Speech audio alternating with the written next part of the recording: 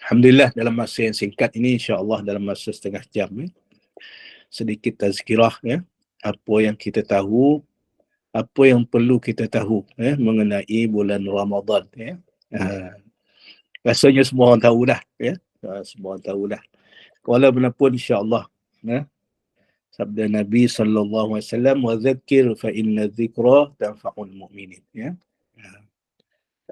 berilah peringatan sesungguhnya peringatan itu mendatangkan manfaat kepada orang-orang yang beriman. Jadi hadirin hadirat sekalian, alhamdulillah kita dah berada di ambang Ramadan dah Uh, bulan yang kita tunggu-tunggu.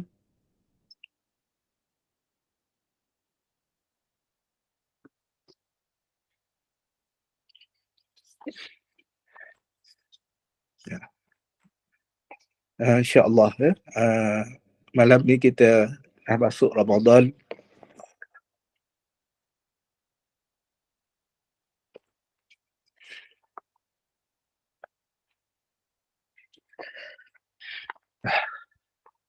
Allahumma salli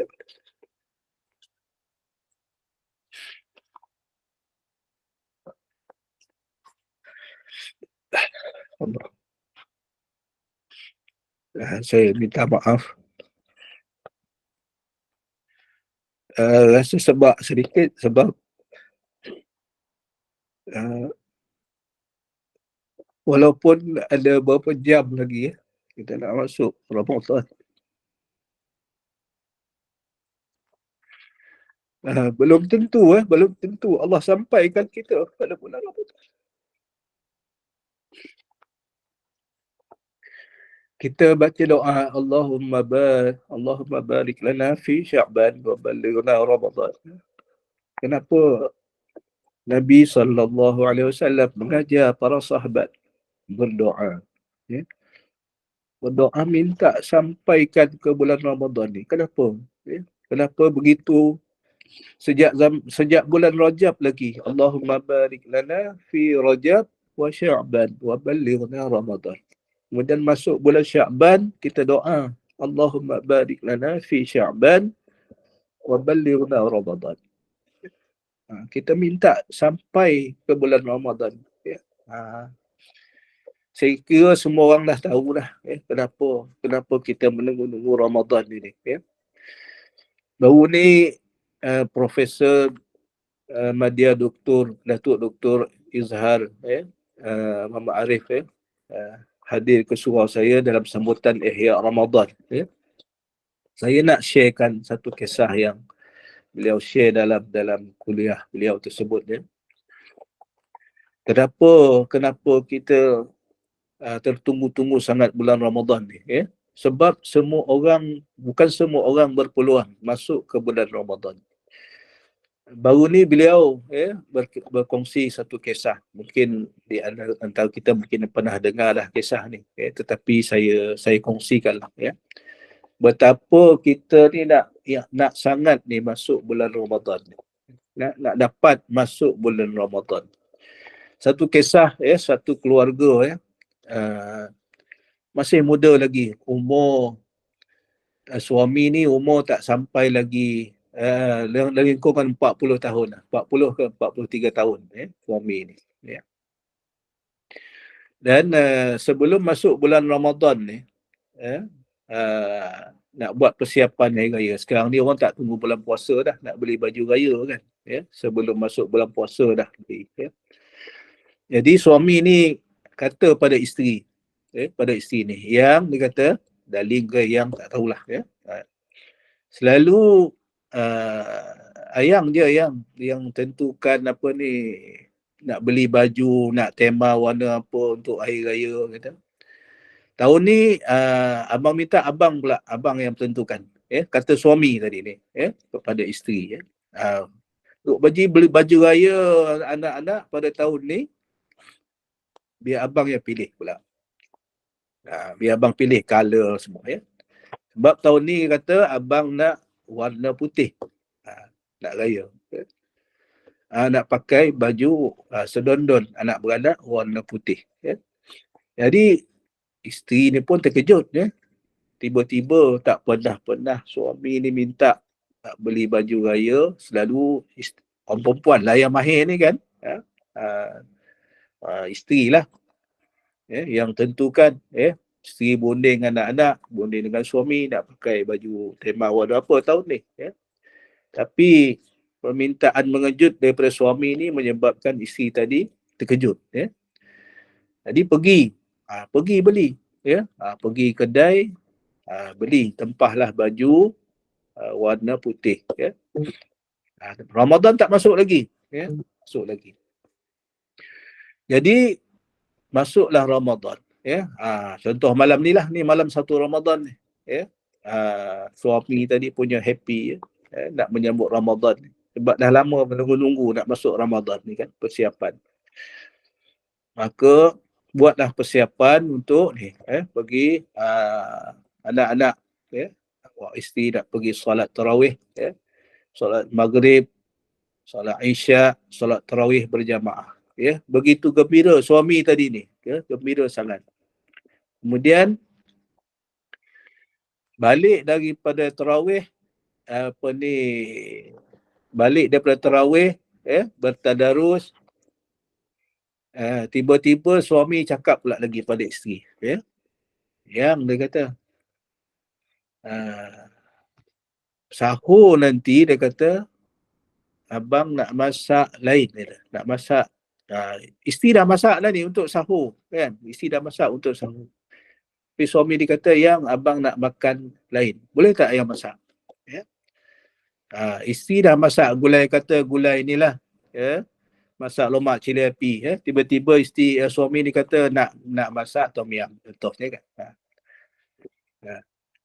Sekali lagi isteri tadi terkejut, kenapa pula aku dah penat-penat masak ni kan, agaknya lah kan dalam hati macam tu kan. Tapi nak menunaikan hajat suami tadi ni, isteri tadi pun masak jugalah, masak juga untuk suami tadi ni, walaupun lauk dah ready dah untuk sahur ni kan, memang untuk menunaikan hajat suami, masak juga. Masak, kemudian tidur, tidur, kemudian bangunlah, bangun bertahajud, bangun, sahur, dah sahur, suami tadi bersiap-siap nak pergi solat subuh, bersiap-siap nak solat subuh, rumah 2 tingkat, rumah 2 tingkat. Suami tadi ni, isteri tadi bila dah sahur, kemas apa semua kan, dan suami tadi pun turun, turun daripada tingkat atas nak pergi solat subuh. Subuh tak masuk lagi, nak pergi surau, nak pergi masjid solat subuh. Berselisih dengan isteri di tangga kan, kita naik tingkat 2 tingkat kan, rumah 2 tingkat. Berselisih dengan isteri di tangga. Isteri naik, suami turun. Sampai di atas, tiba-tiba isteri dengar jatuh berdebuk, bunyi jatuh. Rupa suami tadi jatuh, lagi berapa mata tangga nak sampai ke bawah tu, jatuh suami tadi. Berlarilah isteri, anak-anak dengar bunyi kuat jatuh, berlari. Rupanya suami tadi ni diserang penyakit jantung. Langsung tak ingat dah apa dah, ajar-ajar mengucap. Kemudian panggil ambulan, disahkan telah meninggal dunia. Telah meninggal dunia. Jadi ini satu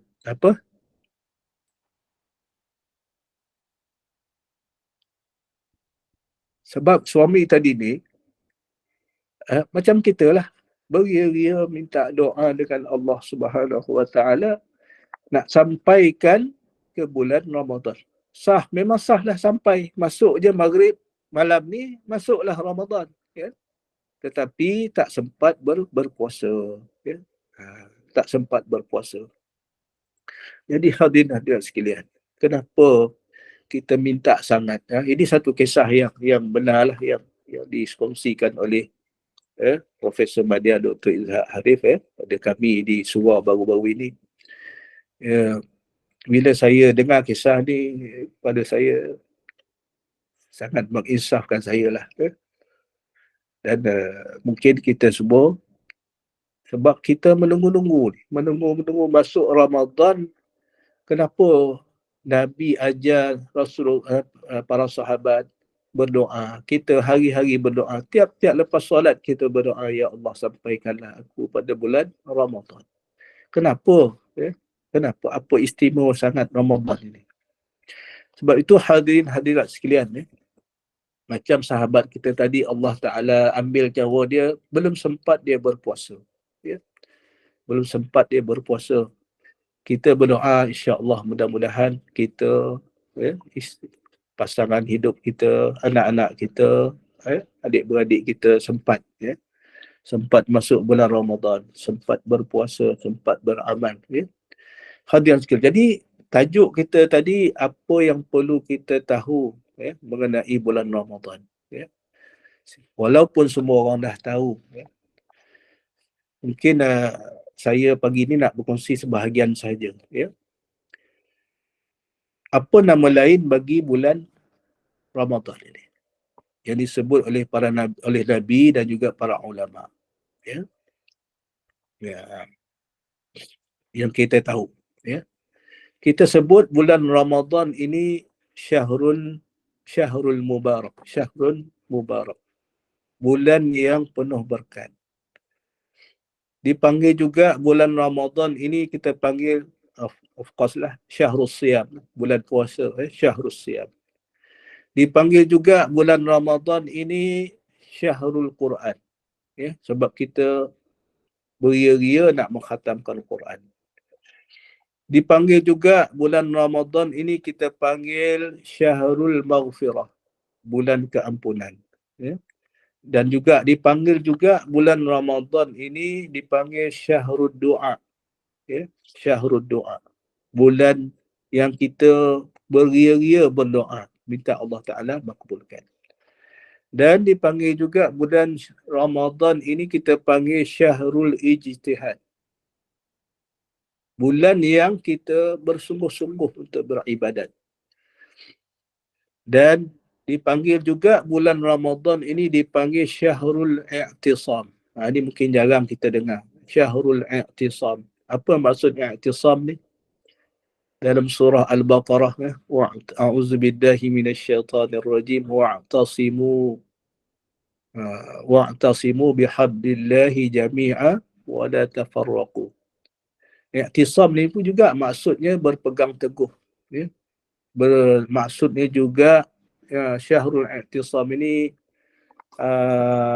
mengajak kita ke arah kesatuan, perpaduan, Syahrul I'tisam. Bersungguh-sungguh berpegang dengan agama Allah, satu saja, agama yang diridai oleh Allah Subhanahu wa Ta'ala. Berpegang teguh kepada ajaran Islam yang sebenar. Dan banyak lagi lah, hadirin hadirat sekalian, nama-nama lain yang diberi kepada bulan Ramadan ini. Syahrul Jud, bulan yang mulia, dan banyak lagi. Ada beberapa nama lagi yang disebut oleh para ulama. Nak menggambarkan apa, hadirin sekalian? Nak menggambarkan ketinggian darjat bulan Ramadan berbanding dengan bulan yang lain. Sebab itulah kita beria-ria menunggu, nak menunggu masuknya bulan Ramadan. Kita ambil satu insya-Allah, satu dulu, Syahrul Quran. Bulan Al-Quran. Ramadan ni kita panggil bulan Al-Quran. Kenapa, hadirin hadirat sekalian? Sebab dalam bulan Ramadan inilah semua orang berazam untuk bertadarus, berazam untuk mengkhatamkan Al-Quran. Kita dah biasa dah ni, hadirin sekalian. Dah biasa nak mengkhatamkan Quran sekurang-kurangnya sekali dalam bulan Ramadan. Ada orang ambil inisiatif nak khatam Quran ni 2 kali dalam bulan Ramadan. Imam Asy-Syafi'i pada bulan Ramadan mengkhatamkan Quran berapa kali, hadirin sekalian? 60 kali. 60 kali dalam bulan Ramadan. Maknanya 30 kali waktu siang, 30 kali waktu malam. Memang kita rasanya kalau ada orang dalam grup ni boleh buat, Masya Allah, ya, Masya Allah. 60 kali. Kalau dapat 6 kali, rasanya pun payah juga 6 kali ni nak khatam. Kita orang biasa ni. Saya lah maksudnya, ya. Kalau dapat 2 kali, Alhamdulillah. Ini kita, ya. Jadi, sebab apa hadirin sekalian? Sebab bila masuk bulan Ramadan ni, keistimewaan bulan Ramadan ini, kadang-kadang sebenarnya tak perlu orang suruh pun. Tak perlu orang suruh pun, kita datang niat, datang kesungguhan pada hati kita tu nak baca Quran. Ya, nak bermuamalah dengan Quran, nak faham Quran, nak bertadarus. Apa maksud tadarus? Tadarus ni maksudnya saling belajar. Ya, darasa, belajar. Ya, tadarus maknanya saling belajar. Mana sekurang-kurang tadarus ni 2 orang lah. Seorang baca, seorang dengar, dan kalau salah betulkan. Ya, itu maksudnya tadarus, saling belajar. Ya, ini yang sangat digalakkan dalam bulan Ramadan. Macam mana nak khatam Quran? Ya, 2 hari yang lepas, ya, anak bongsu saya lah, ya, nak tunjuk macam mana Al-Quran ni sendiri, bulan Ramadan ni sendiri, tak tahulah dia punya tarikan tu, ya, tarikan tu menyebabkan tak payah suruh dah. Mana semua orang nak khatam Quran. Anak bongsu saya, ya, baru 2 hari lepas dia kata, bila sebut pasal tadarus ni, adik tahu dah bah, dia kata, kalau adik baca 4 muka surat setiap lepas solat, insya-Allah khatam, dia kata. Kalau 30 hari lah, kan? 30 hari. Maknanya kalau sekarang ni, tahun ni insya-Allah kita puasa 29 hari. Mungkin kita kena baca, maknanya lepas solat, setiap lepas solat 5 muka surat. Kalau 30 hari tadi, 4 muka surat. 4 muka surat maknanya 2 helai. 2 helai kali 5 waktu, 2 kali 5, 10. Ya? 1 juzuk lebih kurang 10 helai. Ya? Lebih kurang 10 helai kan? 1 juzuk. Jadi mana kali 30 hari, memang khatam lah insya-Allah. Ya?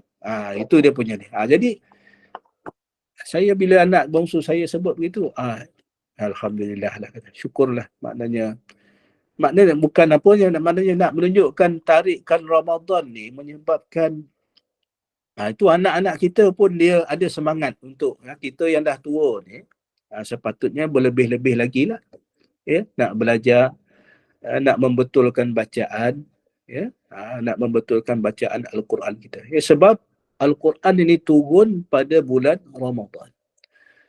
Ya, Al-Quran ini turun pada bulan Ramadan. Kalau kita mengaji bab ulumul Quran, ya, ulumul Quran, bagaimana sejarah Al-Quran ini, ya,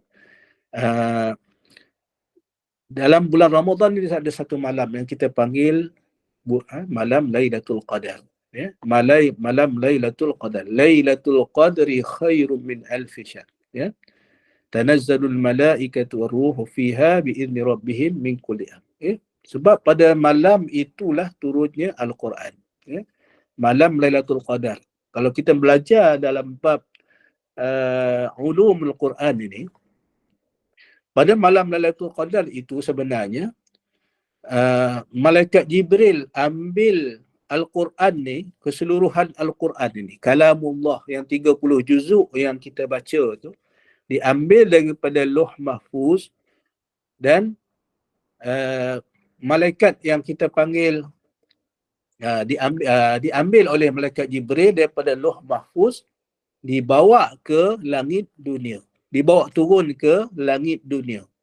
Di situ Al-Quran ini dijaga oleh para malaikat yang kita panggil malaikat hafazah, ya? Malaikat yang menjaga Al-Quran.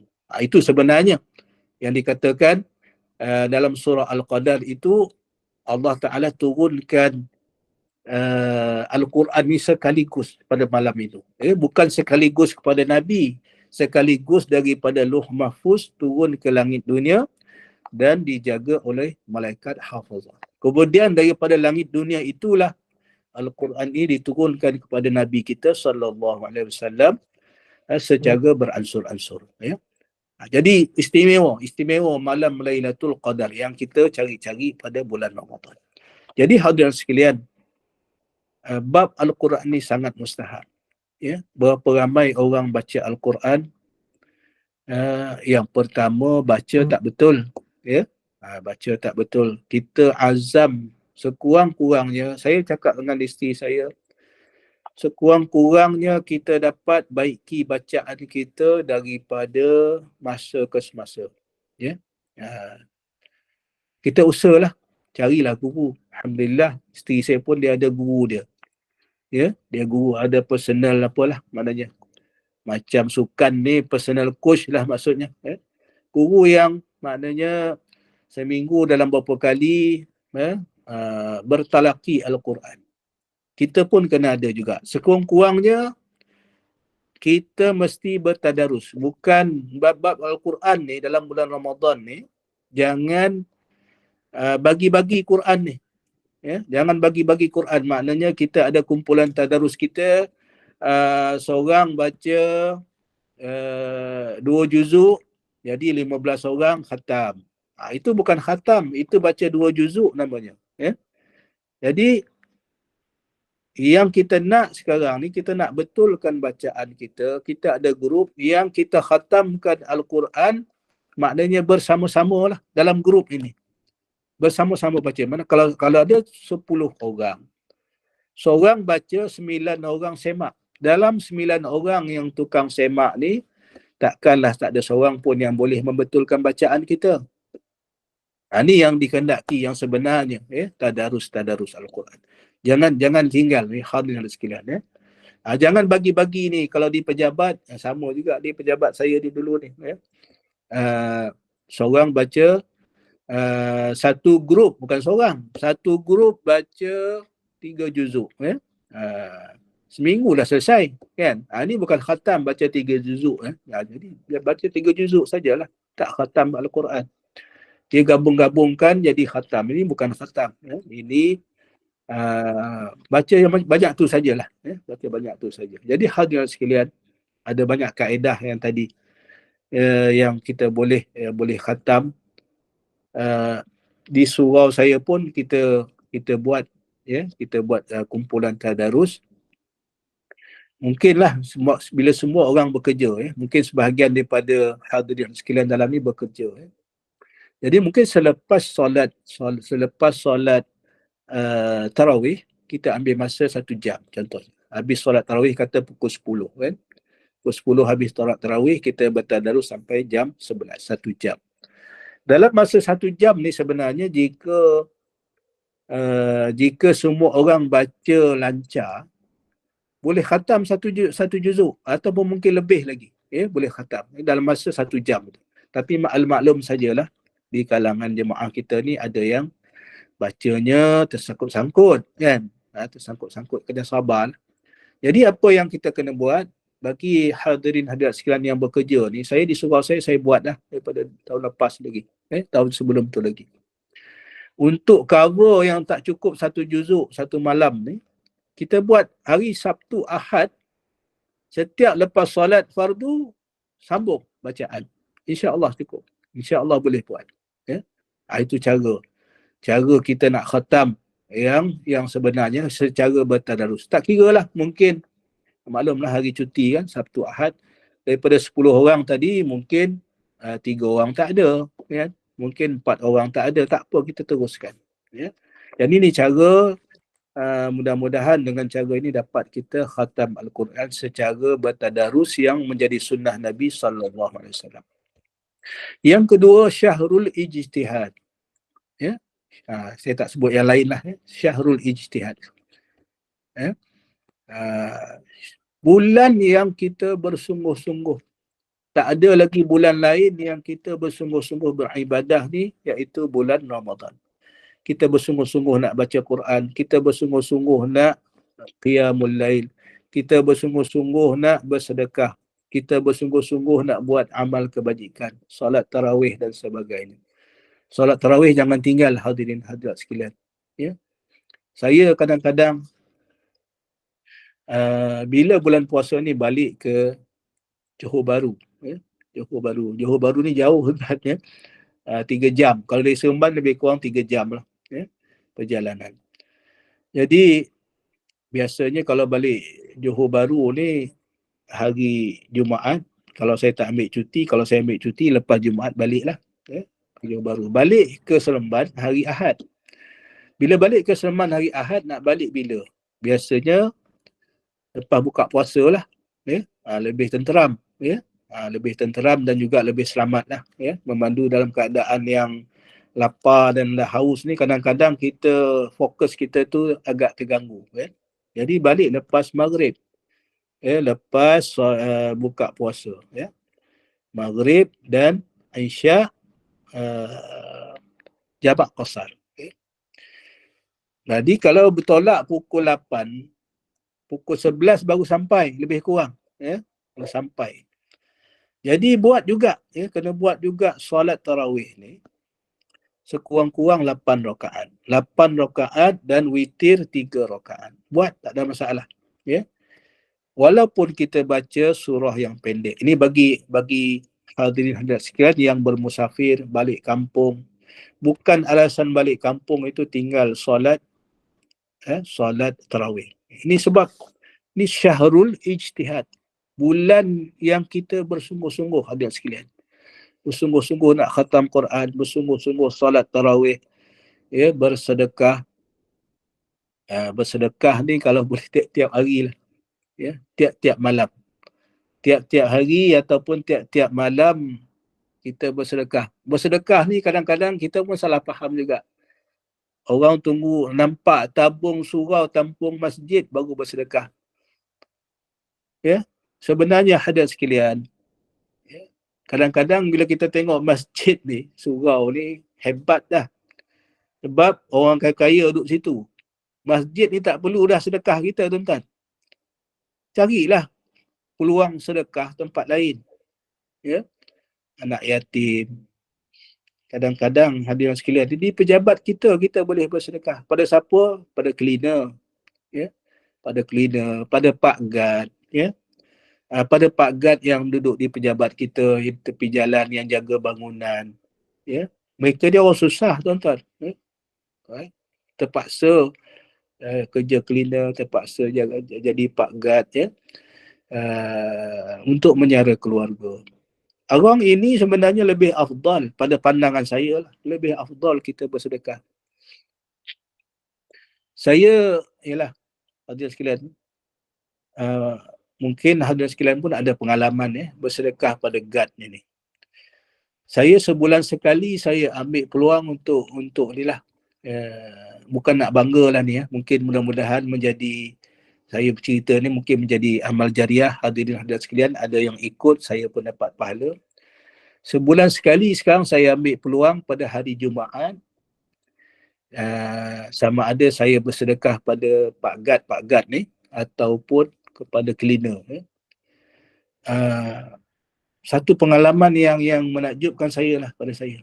Walaupun kita sedekah RM5 kepada mereka ni, riak muka dia orang tu, hadirin sekalian ni, menunjukkan apa seronoknya walaupun dapat RM5 orang sedekah. Dan bila kita sedekah tu, kita niatkanlah pahalanya kepada arwah. Arwah bapa kita, arwah mak kita, sampai dah meninggal dunia lah.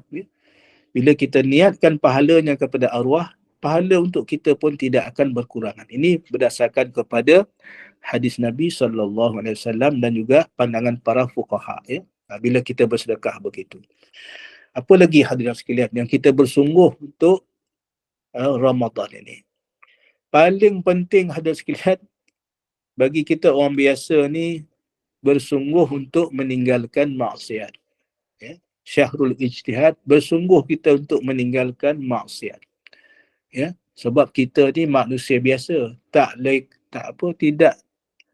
tidak sunyi daripada melakukan maksiat. Sekurang-kurangnya maksiat mata, sekurang-kurangnya maksiat lisan, lidah kita mengata orang, mengumpat orang, mata kita memandang yang haram. Sebab itu dalam doa yang saya baca tadi tu, nak kuatkan kita dalam bulan Ramadan ni bukan hanya setakat sampai kepada bulan Ramadan. Allahumma wa ballighna Ramadan itu. Wa a'inna 'ala siyam. Bantulah ya Allah untuk kami mendirikan puasa. Mendirikan puasa yang sebenar-benar dia. Mendirikan puasa yang sebenar. Sebab apa mendirikan puasa dengan sebenar-benarnya? Sabda Nabi sallallahu alaihi wasallam, "Man qama Ramadan imanan wa ihtisaban, ghufira lahu ma taqaddama min dzambi."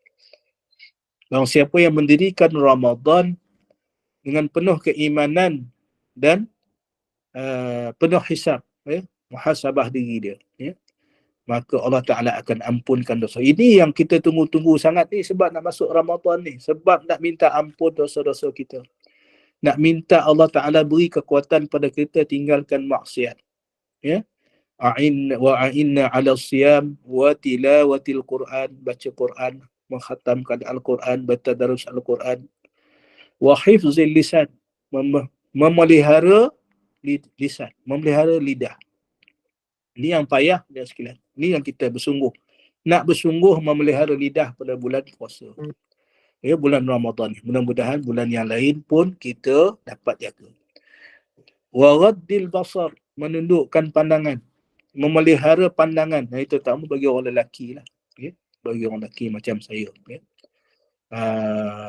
Orang perempuan pun sama juga kot. Ini payah. Nak jaga lisan, nak jaga pandangan. Ini dua perkara yang sangat susah. Inilah kesungguhan kita. Syahrul ijtihad tadi. Nak sungguh-sungguh memelihara, nak menjaga, bukan setakat seperti kita qiyamul lail, bukan setakat baca Quran, bukan setakat solat tarawih, tetapi kita nak jaga lisan dan juga pandangan.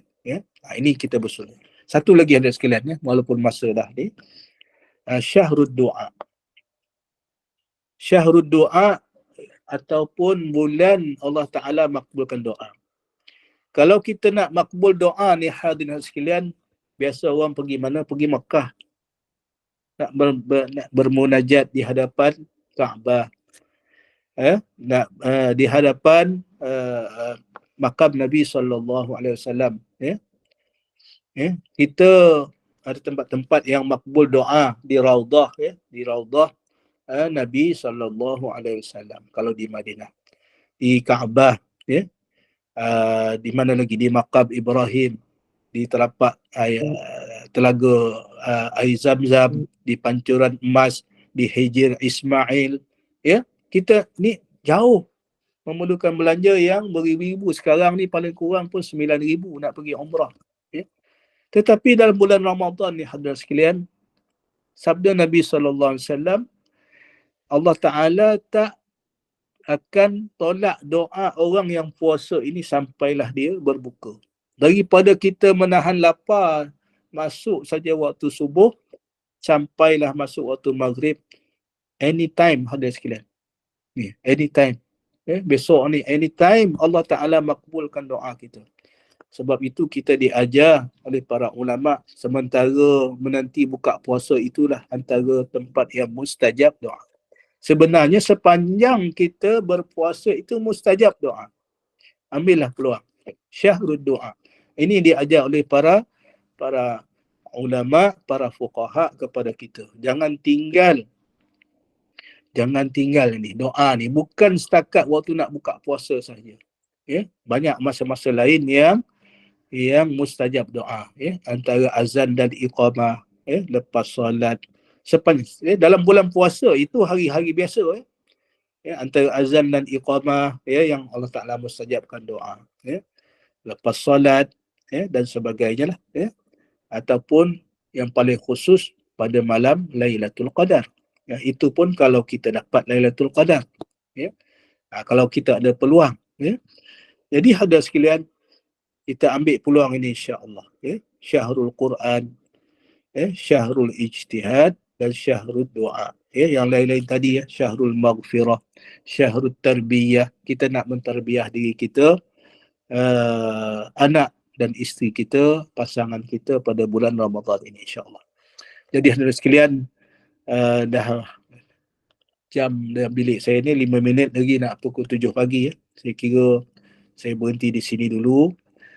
mudah-mudahan Pukul sedikit 8 kefahaman kita. Datuk, ke pukul 7 nak sampai pukul 8. Oh, minta maaf, dah kat pukul 8 ya. Saya silap cakap. Ya. Tak apa. Jadi hadirin sekalian, saya kira saya berhenti di sini dulu. Mudah-mudahan sedikit perkongsian kita pada pagi ini menambah semangat kita untuk menggandakan amalan kita pada bulan Ramadan ini, terutama pada diri saya sendirilah, ya. Dan terima kasih kepada Gubernur Iman yang sudi jemput saya pada pagi ini. Mudah-mudahan Allah Subhanahu Wa Taala sampaikan kita dan dapat kita berpuasa sebulan Ramadan pada tahun ini, dan dapat kita beramal dalam bulan Ramadan pada tahun ini. Dan mudah-mudahan Allah Ta'ala beri kekuatan kepada kita untuk kita menjadikan Ramadan pada tahun ini lebih baik daripada tahun lepas. Ya. Cubalah, kita azamlah hadirin sekalian, lebih baik daripada tahun lepas. Sekurang-kurangnya ada sedikit peningkatan amalan kita pada tahun ini berbanding tahun lepas. Ya. Jadi hadirin sekalian, saya kira saya berhenti di situ dulu. Yang baik daripada Allah Subhanahu Wa Taala. Kelemahan dan kekurangan daripada diri saya sendiri, saya mohon maaf. Aqulu qali hadza, astaghfirullah li wa lakum. Wassalamualaikum warahmatullahi wabarakatuh.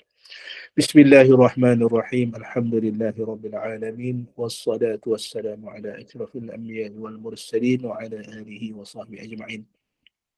اللهم بارك لنا فيما بقي من شهر شعبان وبلغنا رمضان وأعنا على الصيام والقيام وتلاوة القرآن وحفظ اللسان وغض البصر. اللهم ارحمنا يا أرحم الراحمين. ربنا زدنا علما وارزقنا فهما. ربنا آتنا في الدنيا حسنة وفي الآخرة حسنة وقنا عذاب النار. وصلى الله على سيدنا محمد وعلى walhamdulillah. Taqabbalallah minkum. Minna wa minkum, taqabbal ya karim. Alhamdulillah, mungkin tak buka soalan pun Ustaz yang Arif dia ada terus dengan kerja kan lepas ni kan. Jadi alhamdulillah, amin, Allahumma amin. Jazakallahu khairan kasiran pada Al-Fadhil Ustaz yang pada pagi ini bersama kita, mudah-mudahan yang diuji dengan pelbagai penyakit dimudahkan, diberikan syifa yang sempurna, dan kita doakan mudah-mudahan mereka juga dapat menjalani ibadah puasa pada kali ini. Terima kasih kepada tazkirah walaupun ringkas apa yang perlu kita tahu mengenai bulan Ramadan ini. Mudah-mudahan apa disampaikan bermanfaat, barakah, dan antaranya ialah membaca Al-Quran. Untuk makluman yang amat arif, Gemah Nur Iman ada 14 kumpulan tadarus mengikut kesesuaian waktu masing-masing. Ada yang buat pagi, tengah hari, yang buat malam dan sebagainya. Alhamdulillah. Jadi Gemah Nur Iman dah banyak tahun lah buat kumpulan tadarus ini dan sambutan begitu menggalakkan. Jadi alhamdulillah dengan apa ni jemaah-jemaah yang begitu dedikasi, yang begitu bersemangat untuk bersama-sama dalam program tadarus ini. Jadi kita doakan mudah-mudahan semua kita pun semua sampai, walaupun tinggal beberapa jam lagi seperti Datuk kata tadi, kita pun tak terpasti sama ada kita semua ni dapat tak masuk ke bulan Ramadan, bulan yang kita rindui, yang kita nanti-nantikan. Dan kita doakan mudah-mudahan kita semua sampai dapat melakukan ibadah sebulan dalam bulan Ramadan nanti. Dan saya ingin mewar-warkan, walaupun pihak Gemah Nur Iman akan ataupun kuliah-kuliah kita akan ditundakan mulai malam inilah sebab malam semua orang tarawih, jadi kita tundakan pengajian-pengajian harian kita, dan insya-Allah lepas di bulan Syawal nanti, lepas tu kita akan teruskan dengan kuliah-kuliah kita.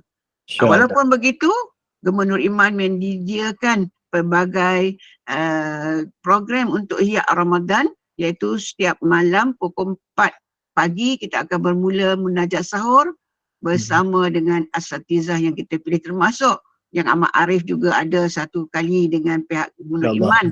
Jadi pukul 4 pagi hingga pukul 5 pagi bersama dengan munajat sahur, dan kita juga ada program satu hari satu juzuk selain daripada tadarus pada pukul 2 petang. Jadi sama-samalah mengimarahkan program-program yang kita anjurkan, insya-Allah.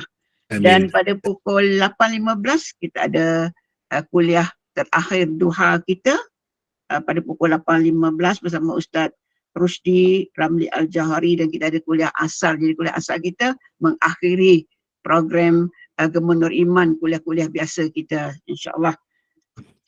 Dan terima kasih kepada para penginfak yang terus menginfak bagi membolehkan Gema Nur Iman meneruskan program-program yang kita lancarkan, insyaAllah. Dan kepada para penginfak, mudah-mudahan Allah limpahkan rezeki dan dipermudahkan segala urusan. Dan saya mewakili Gema Nur Iman juga, mohon maaf zahir batin, selamat menunaikan ibadah puasa. Semoga bulan ini kita dihujani berkah dan kekuatan dan kemudahan dalam kita menjalankan ibadah pada bulan Ramadan ini, insyaAllah. Amin ya rabbal alamin. Jadi sebagai penutup kuliah, sekali lagi kita persilakan Al-Fadil yang amat arif untuk membimbing kita bacaan tasbih kafarah dan menutup kuliah dengan surah Al-As. Dan saya sudahi dengan lafaz yang murni, wabillahi taufiq wal hidayah. Wassalamualaikum warahmatullahi wabarakatuh. Waalaikumsalam warahmatullahi wabarakatuh. Bismillahirrahmanirrahim. Subhanakallahumma wa bihamdika asyhadu an la ilaha illa anta astaghfiruka wa atubu ilaik. Bismillahirrahmanirrahim. Wal 'asri innal insana lafi khusrin illa alladhina amanu wa 'amilus shalihat wa tawassaw bil haqq wa tawassaw bis sabr. Sekian, Assalamualaikum warahmatullahi wabarakatuh. Saya ucapkan selamat berpuasa kepada semua.